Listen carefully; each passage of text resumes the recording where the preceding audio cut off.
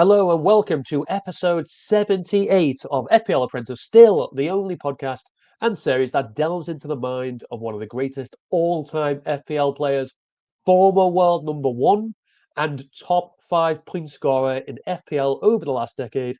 It is Mr. Matthew Corbridge. Matt, before I ask you anything, mate, last week we had me celebrating Liverpool winning the league. This week, your team, Bristol City, have made the playoffs. How are you feeling? Um, it's it's kind of cool. I think it was a bit of a damp squib game, right? So Bristol City, for those that aren't aware, in the Championships, the second division of English football, um, they've gained 1 point in the last three fixtures, right? So I think it was like near enough. Well, it wasn't near enough guaranteed. There was a bit of peril. I think Blackburn for a time were in the playoffs, but yeah, drawing at home for Preston, celebrating a draw. I don't at 1 point in 3 matches isn't a great way to go out. But yeah, But you're there.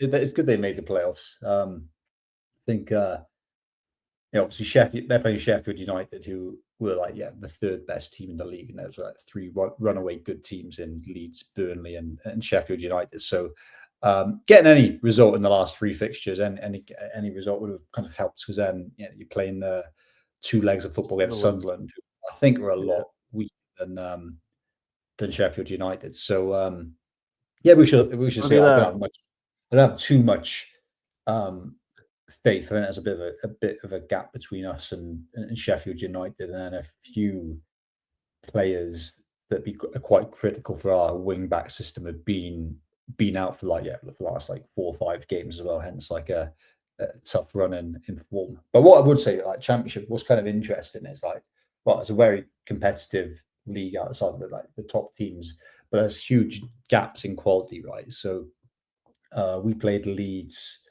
last week on the Monday night, lost 4-0. That could have been 6 or 7-0 easily. The depth, the kind of gap in class is huge, and the same for Burnley against a lot of teams.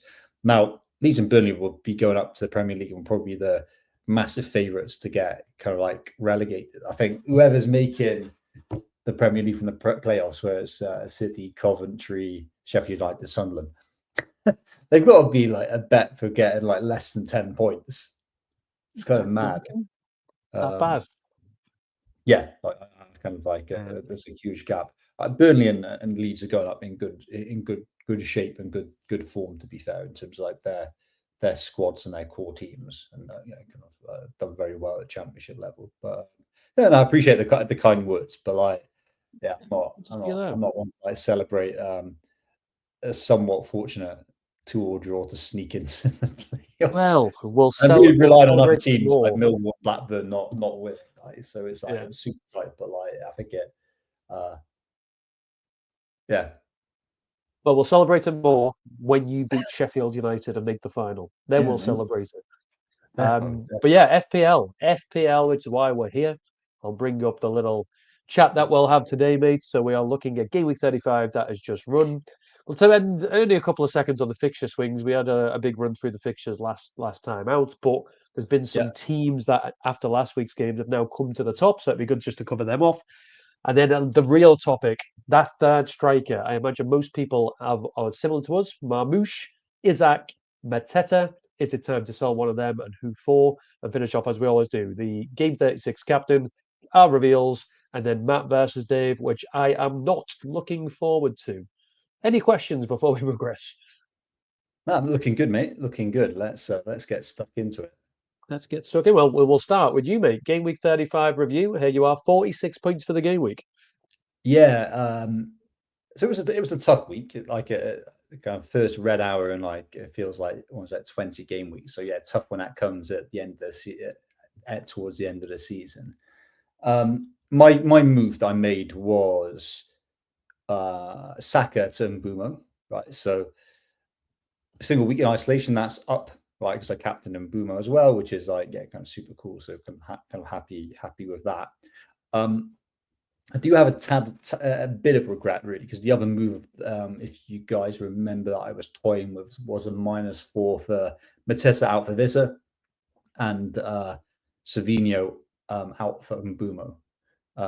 Now, because Man City, and I was really considering that, and like Man City were the first game, weren't they? Of the game they were playing on the Yeah, Friday. Right? Yeah, it Friday. took weeks for the lineup and whatnot. So I was waiting, refreshing my X to see if there's any leaks. I waited 2-3 minutes before the deadline. I didn't dare wait anymore, and I was like, there's been no leaks that Savinho is starting, but no leaks that he's thing. So I'll just bench him and I'll move Saka out for Mbeumo, which is the safe option. Yeah, a minute later, like Savinho was benched, and I was thinking, I was kicking myself. That was a regret, and it was just a regret because, of course, actually, with that being a -4, I would have broke even because I would have probably been net up really, given like Savinho Yeah, versus Boomer's performance. But Mateta blanked and Visa got 6 points, so that's that 4-point difference for the hit covered there and then. My squad would just be looking a lot better, right? I'd be getting rid of Savinho, who's a problem, Mateta, who's a problem. Team's looking positive and moving forward. I could make further positive chat transfers. Now I don't have Saka, who is getting minutes, as I think a lot of people misread that. Like I misread that too as well. Yeah, obviously he played like 80 minutes against Bournemouth for Arsenal. And as we speak, PSG and Arsenal are playing. It looks like Arsenal on their way out. So you'd think, Saka will be getting max minutes, and they got the Southampton game for the last game week of the season. I could end up bringing Saka back in, right? So I've wasted a transfer there. So I'm kicking myself about that move that I kind of chickened out of last minute. But hey ho. But yeah, going for my team, 46 points, which is a red arrow down to 93k. So that's a small red arrow from 88k. 4 million game week rank. It's been the worst I've had for a while. Decisions I made, which kind of like went okay. I started Contra instead of Kiwior, so I did think that Arsenal would concede, and they did. yeah. It's kind of a weird one because I had just Raya. A lot of people had double. I think double Arsenal defense owned effective ownership of more than 100%. So I was actually happy All right. Arsenal conceded Yeah, in a weird way. But yeah, I kind of went for Concert, which obviously kind of Villa kept that clean sheet. Also, my defense, Vardy on Munoz. Munoz was super attacking, I think, actually, for Palace. I don't think the stats kind of like painted the whole picture. I think he was unfortunate not to get a return. I think more generally, the last couple of weeks, he's been unfortunate to get an attacking return. I think he's had one return in the last 5 game weeks, and that was a clean sheet with a yellow card. So just 5 points. Yeah. But his underlying data, the expected goal involvement has been like 2.3, I think, over that same period. So he's been super attacking. So yeah, it's been unfortunate not to get goals. And then when it comes to attackers and forwards, I think it was a week dictated by penalties, right? It felt like quite a mundane Premier League weekend, really. I can't lie, obviously. The Brentford game was quite exciting, but elsewhere it's dictated by penalty takers. So Sarr, I think, again, he was unlucky. He was like really, really good for that Palace performance. I think his underlying stats have been good as well. Eze, of course, got the penalty, right? You can't really, but that's why people own him. But I think the swing Eze to Sarr, I think it's been a 20 points difference or so, near enough 20 points since game week 30, 31 between the two. I think that's been reflected in terms of performances and underlying stats. So I think that's a bit unfortunate. Palmer got penalty and bonus as well, right? Not really highly owned now, but that kind of shows the difference of a penalty. And then, Isaac scoring was again. I think his effective ownership was over 100% because his captaincy. So yeah, it was tough to see him get a late penalty and 3 points. So okay.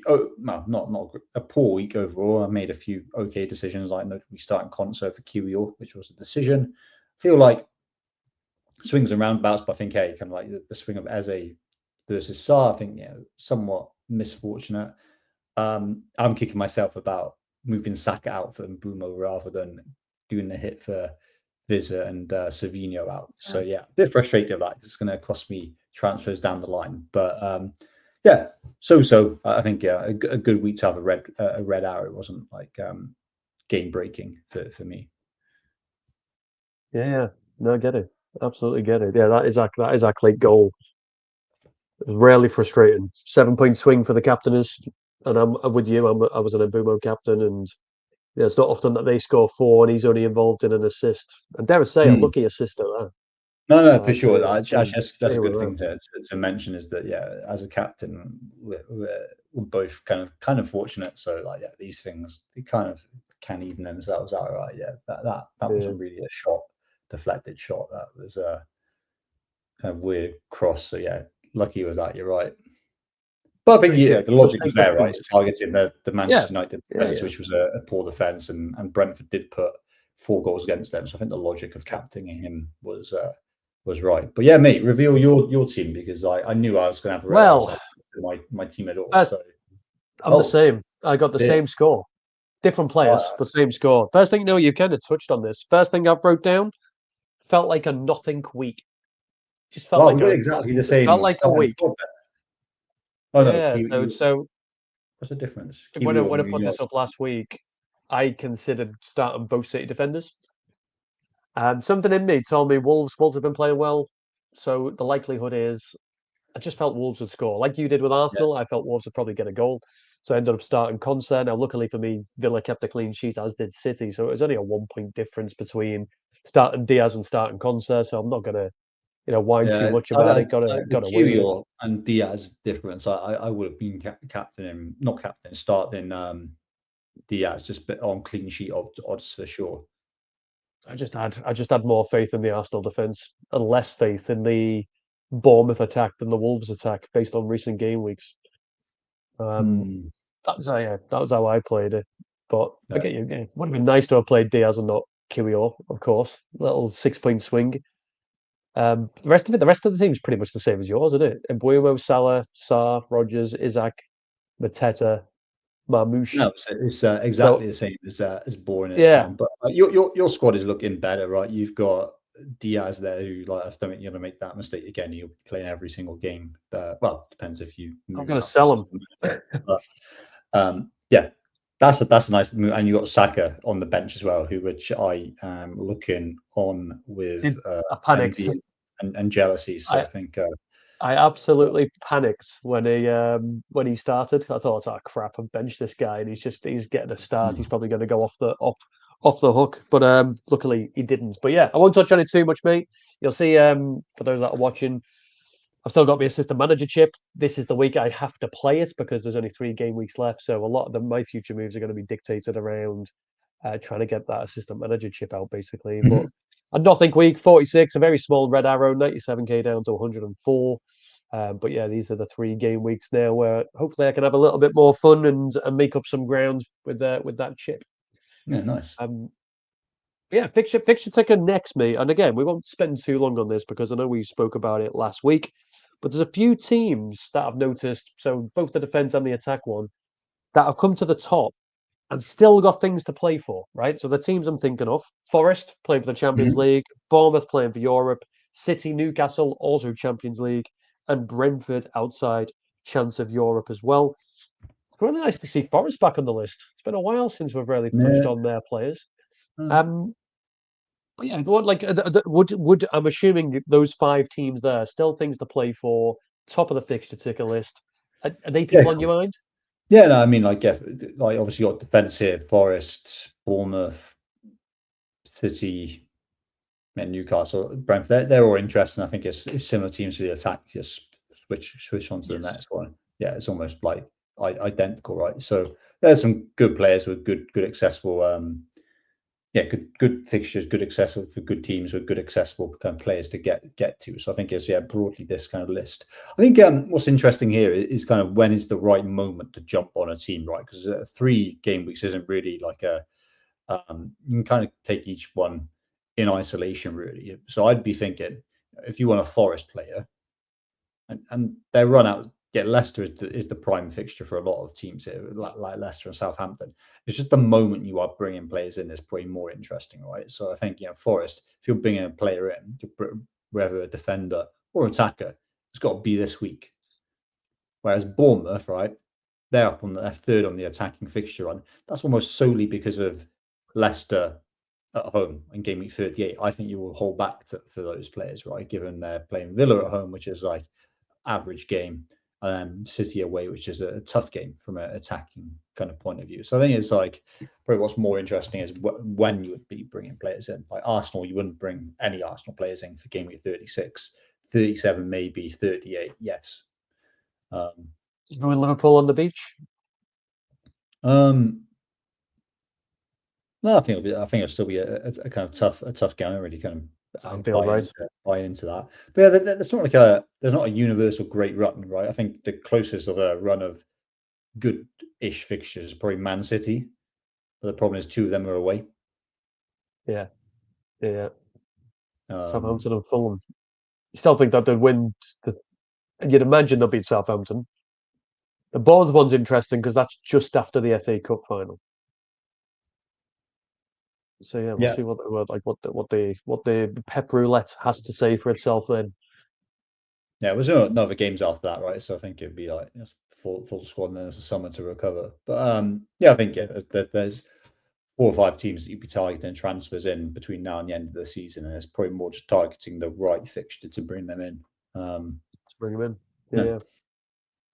So City, who does they? City, Forest, Bournemouth, Newcastle, Brentford. Yeah, I think so. Potential. Yeah. But on the big thing I wanted to chat on, mate. Partly, not purely, but partly for selfish reasons. But imagine there's a lot of people in our space. The big transfer during the wild card was to have Marmoush, Isaac, Mateta. Yeah. I'm looking at it now, and I've kind which of was a thought mistake, of right? I think which was a mistake. I think kind of like a variation of having as a best move would probably not have 2 of them at all, but like just have Eze. But like, I think the double defense Eze or the double midfield was better in hindsight for sure. Some of these guys have been killing it, right? Cunha and Visa in particular, right? Exactly that. So is it now the time? You know, I'm looking at Mateta here and I'm thinking, right, who's going to be my third striker? There's 4 strikers on the screen: Wood, Cunha, Wissam, and Mateta. Looking at Mateta, number 1, he's been in the worst form. You'll see his expected goal involvement per 90 is the lowest of the 4, and he's also got the hardest fixtures. Time to sell? Yeah, he's been really bad, right? That expected goal involvement per 90. Is that the last 6 that you've got that for? It's the last 6 game weeks, yeah. Yeah, obviously he has played some tough defenses recently, but like that's reflective of the match. And I think but there was an underlying thing that he would be on penalties because he has been on penalties before historically, and like as he's made a cock up of some penalties, but yeah, as they took the penalty this weekend. Yeah, I think he's a sell. I think Tottenham away isn't the worst game in the world, right? But I think maybe a luxury transfer, but yeah, Mateta out is kind of logical if you do have him. And I think mid-price strikers. I think the one missing here is Evan Nilsson as well, because you're not bringing a player for 1 week, right?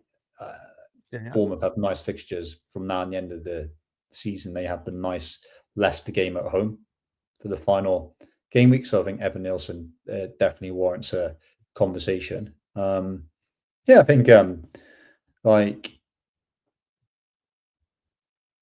pros and cons for all of them, right? So I think Gut says this has been the best, right? So yeah, his expected points, his actual points have been the best, right, by far out of those 3. His next round of fixtures are okay. Ipswich is a nice entry point. Fulham home, they don't concede lows, neither do Wolves, but they're not the worst fixtures in the world. So this is nice. Shame he's not on penalties, right? But I think he's doing exceptionally well without it. Wood, Leicester is a good fixture, of course. Wood has been out of form, right? Obviously, he had these underlying stats early in the season, was banging in a goal every shot he would do. So expect the goal involvement of 0.28 per 90 last 6 is really poor. But look, I like to see his points here is 14 points, expected points 14 points. So funny that unsustainable run hasn't continued. He's not the best. Point out he's played less games over the last 4-6 purely because of injury, but he's still expected goal involvement per 90 of 0.28 is poor. Yeah, exactly. Leicester's a nice game. I don't think West Ham away is now an easy attacking fixture, nor is Chelsea at home. I don't love those fixtures. Cunha's got classic average run, right? The good thing is 2 home games for him: Brighton, Palace away, Brentford home. Yeah. Cunha's a bonus magnet, right? And you think he kind of hogs goal involvement for Wolves. So I like Cunha. So if I was to stack rank them, it'd be Visser, Woods, just because of that entry point, and then Cunha. If I was considering Evan Nilsson, I think Evan Nilsson I'd wait up the top alongside Visser. All right, that high up. Villa and City next for Evan Nielsen. He's showing a strong attacking team, though, right? Like in terms of like underlying stats. Leicester at home is like one not to underestimate. All things considered, I think 38. Visser is the best at this moment in time. But obviously, the time to jump on him was last weekend. Well, 3 weeks ago. 6 weeks Second ago. time would have been The last guy's week. getting a goal a game. Yeah. And What do you now, out think? of interest, so I agree. I've wrote based on fixtures and form. I'm a Wisser man. Now, as the question, a lot of people will also have Mbumo at this point. Yeah. Would you double up or would you hedge your bets? I don't really believe in hedging your bets at all. I just think it's the players you think are going to score the most points. So, yeah, Wisser it I is. wouldn't really cross my thinking, to be honest. Yeah, I'm with you. I think Wisser 1. I'd probably order them slightly different. I'd have Wisser 1, Cunha 2.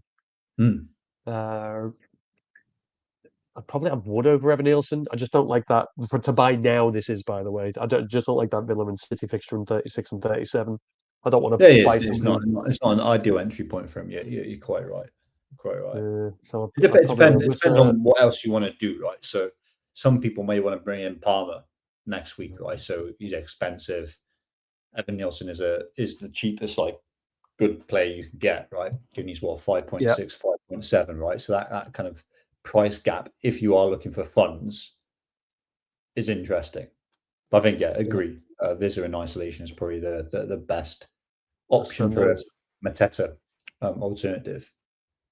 So there you go. Sell Mateta, buy Wisser. Would you, if you've got Marmoush and Isaac as well, would you sell Marmoush for a Wood or a Cunha? Um, I think again, yeah, this is kind of with Haaland being potentially back. I don't think he comes back straight into the squad and enough to bench Marmoush just because he's been out for a while. Yeah. Expect him to get minutes, right? Because I think he'll run out before the FA Cup and whatnot. Yeah. I'd be waiting He quite played late to make. I'd be waiting quite late to make the moves because it's 3 o'clock kickoffs this weekend and Man City including that, so there could well be news of him being starting benched. or not Do it being then. benched. But at Yeah. the moment, I'm not really concerned about moving Marmoush on at all. I agree. And they played together even when Haaland was fit previously. I So know yeah, I think exactly. Yeah. that's to sell him ahead of a home game against. Sorry, I know it's away, but I had to sell him ahead of an away game against Southampton doesn't feel right.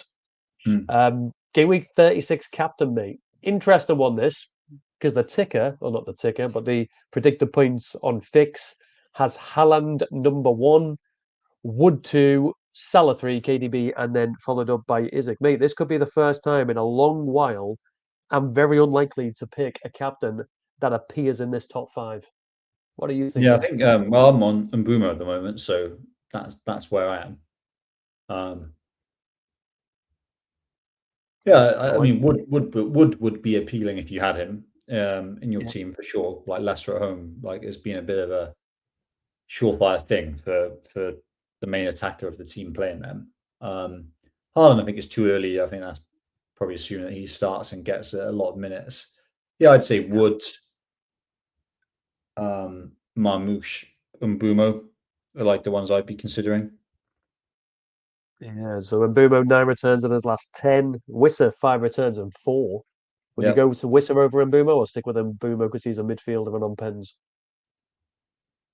I think Mbumo's slightly better in my opinion. I do like De Bruyne. Like I think he'll get minutes. So I think he's appealing as well. But Yeah. yeah, I think You've got for it. me, I have Mbumo, Wood, Marmoush, De Bruyne as the kind of like general selection that I'd be considering. And if you've got to pick one, Yeah, Mbumo. Yeah, if he's my Mbumo, captain at the moment. big up. If you had Wood, would you captain Wood? Mbumo? Um, ooh, probably not close. but probably Yeah. not. Mbumo's the man.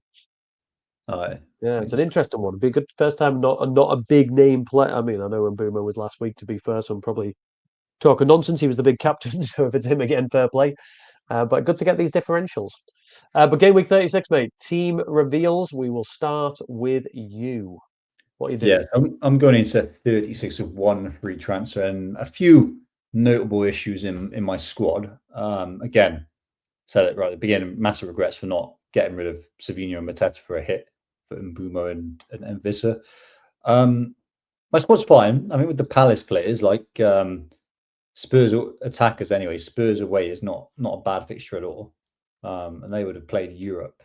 Well, they are playing Europe, aren't they? Like this Thursday, right? So probably a bit of fatigue and whatnot. Yeah, my team at the moment is kind of Raya, Livramento, Radiol, Konsa, Mbumo captain, Salah, Rogers, Mateta, Isaac, Marmouche. So it's not great. Benches, Savinho, Munoz, and Kiwior. Yeah, if Savinho is leaked to be starting, I'd probably start him, of course. Man City away to Southampton. Who for? Mateta if I kept my current squad. If I was to move Mateta out for someone better, maybe for Saar, maybe for Rogers. So I'll kind of wait late to see if Savinho is getting a rare start against Southampton. Yeah, kind of current moves are probably Mateta to Vizza or Wood, I think. Yeah, steady. And I agree. I think that Tottenham defence doesn't exactly. So I don't know what's happened to my voice there. Doesn't exactly shout clean sheets.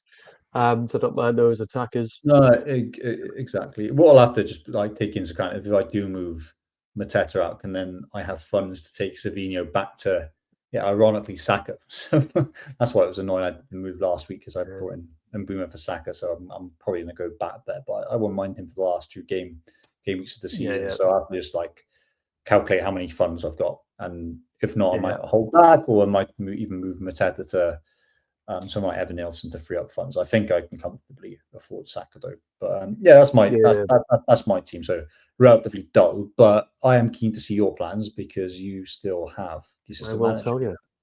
I will tell you, but I'm assuming you're not bringing in Saka ahead of Liverpool away. You'd wait until 36. No. Well, yeah, I can tell you mine again. And you know what? Despite the fact I've got a chip to play, it's going to be fairly boring, mate. So I rolled last week, which takes me to 2 free hits, free transfer. I wish it was a free transfers, 0.2 million in the bank. Purposely did that in preparation for playing the assistant manager.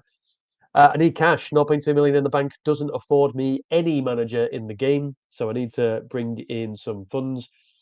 And I'm looking at the fixtures this week and next week, and there is no real standout bonus assistant manager available to me. So I think the obvious choice is put out on a manager that has something to play for. The best team that has something to play for is Manchester City. So I've also got really nice fixtures. They've got Southampton followed by Bournemouth at home.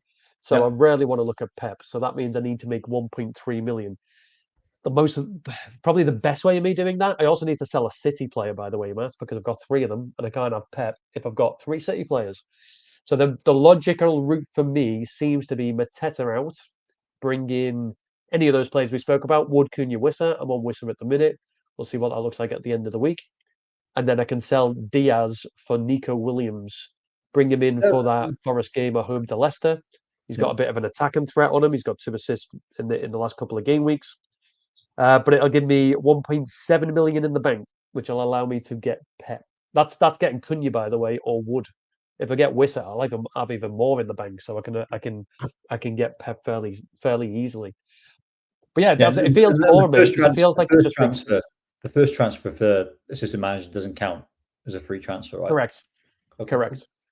I think it's sounds pretty logical. I was thinking, I think probably Guardiola is probably the best one to go for now. Like you can obviously change him next week if you want, but like I think that's the luxury of like you can just roll with him now between now and the end of the season, and then have the benefit of then optimizing the wider squad. I was going to say Marmouche could be interesting because I do like Diaz and Vardiol above most defenders. However, No. Nico Williams coming in this week is probably actually even better than Diaz. And then I think Kibio and Konsa are good rotations for the last kind of 2 game weeks as well. So I think it's easier to sacrifice Diaz, I think, for Williams. Yeah, I like it. I think it's a good plan and should give you a nice boost up the ranks. I toyed with Marmoush out. I could have afforded Mateta out, Marmoush out for Wood and Wissa and had money for Pep until last night when Wood's price went up. So I can't afford it anymore. So and I think it makes more sense to do Diaz anyway, mate. Taking Marmoush out, as I said before, ahead of a game against Southampton doesn't feel right. So yeah, I'm in a position where I'm playing Raya away at Liverpool. Fine, you can get some save points. Ben at home to Chelsea. Hopefully Newcastle have a good team, and then it'll end up being Vardiol and Nico Williams with some favourable fixtures. And then the same as you, Mbumo, Salah. I'll have Saka, so Saka will start for me away at Liverpool. He always seems to get a goal against us, so I'll play him. Hopefully we're still hungover. Rodgers, Isaac, Wissa, and Marmoush. Captain me, I'll probably so it's on Mbumo at the minute. I could put it on Wissa if I get him in, but that penalty law for Mbumo will probably drag me that way. Well, you've seen it this week, innit? It makes a hell of a difference, right? Where like players have done nothing and then get a penalty, partially because they're for attacking teams, and then they get free bonus from a penalty and nothing else, right? So, yeah, that's powerful. So I'll do that. It. But I felt it was a boring. I felt it was a boring option. But you've always taught me, mate. You've always taught me it's the obvious decisions that are the best decisions. I don't think Mbumo is going to be. I don't think he's going to be the out and out one. I think a lot of people will be swayed by Southampton or if they got Chris Wood. So I don't think he's going to be the. Yeah, I don't think he's going to be the runaway captain. Yeah, we'll see if I get Wood. He wasn't this week. I thought he was the logical one this week. I think if you looked at like properly engaged managers who do well consistently year after year, it was almost universally Mbumo. But elsewhere in mini leagues, it was like a random spread. Marmoush, I saw a lot of Marmoush. So some Isaacs as well. Like there's 9. There's some Salahs. Like so there's a lot of players over 100%. But yeah, like I think Mbumo at the moment seems to be the sensible one. The pick. Yeah, exciting. But we will move on to what I've been trying to dodge for this entire episode, mate.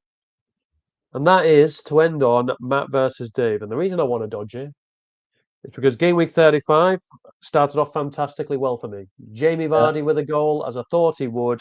The guy's about to leave. He's going to get a goal. It's written in the stars. 3 bonus points.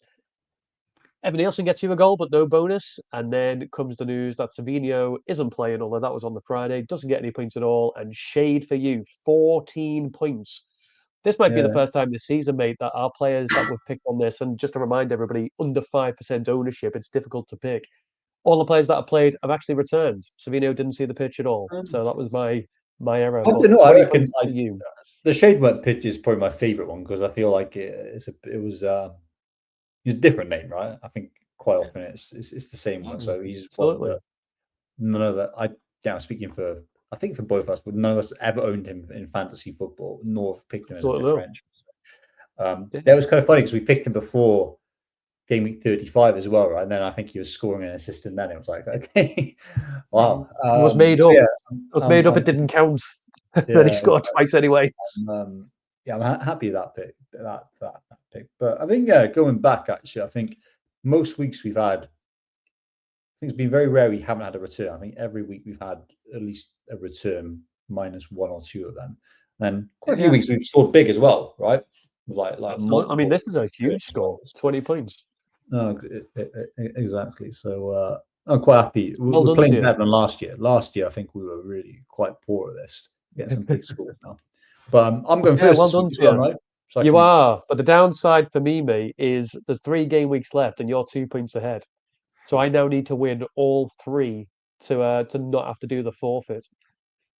Oh, okay. So, well, I thought this one was you are tough, first, but I need to win. Yeah, this one was super tough. I really couldn't find many under 5% owned players with good fixtures. So it's against principles really, but I'm going to go for a defender. I'm going to go for Nico Williams. Leicester, still despite them scoring recently, yeah, I think they're still a super poor attack. And I'd think, yeah, Forest go back to basics and start building from the defense. I know it's like a local derby as well, so like it's pretty written that Vardy gets a goal. But I'm gonna go, yeah, A I'm gonna winner. go Nico Williams when I pick one. I'm glad to hear you say it because I will probably own him going into that game. Yeah, So I'm happy to see it. Um, I'm going to go with the guy that missed out last week, but it was a late call. He just missed out on the City game. I'm going for Strand Larsen, mate. I feel like he's going to be back. It very was a nice. very small injury, likely start. 4.1% owned, and he has a home to Brighton. I think Wolves will get a few goals there, and he's got 6 goals in his last 6 starts. Yeah, he's been doing good. Like I like that as a pick. I'm gonna go Shade again. Like obviously a bit Why of not? recency bias here, but like he's in form for sure, right? What's that? Yeah, 3 goals absolutely. in 2 games. And again, like target those relegated teams where there's a big gap. So yeah, Ipswich away is probably the most tough out of those relegated Yeah. teams you could play. But I'll go for that. I'll go for Shade again. Makes sense. And you'll see, mate. We always pick very similar players. You'll see my scribbles out. So there it is. Where is it? There it is. Because I had Yeah, Nico Williams and Shade on my 4. yeah, But unfortunately, you've picked them, which means I'm left with an old faithful that we've had probably every week for the last 5 weeks. And I'll finish off on Evan Nielsen. Still under 5% owned, Evan Nielsen, despite the goals he's been scoring. 3.7%. Has Villa at home and has 6 returns in his last 8. So yeah. I'll He's a have to weird go one though. there. He never really gets big bonus though, does he? Yeah, It's something very, I feel as you like it's say, always 6 points or 5 points because he had a yellow card. Like, yeah, it's always one goal. It's very rare that he gets a double return.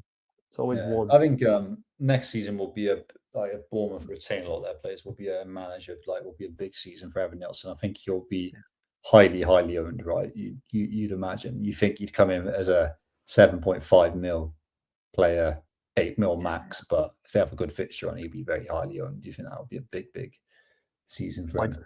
Um, bit like I last season's Mateta. don't know why he's on not on penalties, but again that might develop over time. But yeah, interesting Um, picks. Like so we've got well, yeah, William I need Shade versus Strand Larsen, Evan Nilsson. Like it. I need them. I need Evan Nielsen and Strand Larsen to sort me out, otherwise I lose. So I need them to sort me out and Nico Williams to concede. That's what I need. But Yeah, best of luck I to you, wouldn't mind pal. it. I wouldn't mind a game week 38 shootout. Be good. Be good for the listeners Yeah. and me and you to have it. So yeah, happy to do it. But best of luck for it, pal. But that brings us to the end, mate. Nice, quick, short, snappy, and fiery. This one. So yeah, appreciate your time. And are you looking forward to it, mate? 3 weeks left. Kind of Um, looking forward to the running.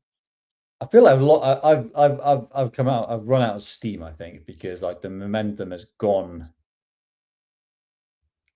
last week just because I didn't do that -4. Right? So I've got to put on a positive face. But my team would be looking so much better because I'll have 2 players that I'd be happy and excited about owning. I'd get rid of 2 duds in Mateta and Savino, and I'd still have Saka. Now it looks like I'm just making these repairs over the next 2 game weeks, right, to fix that.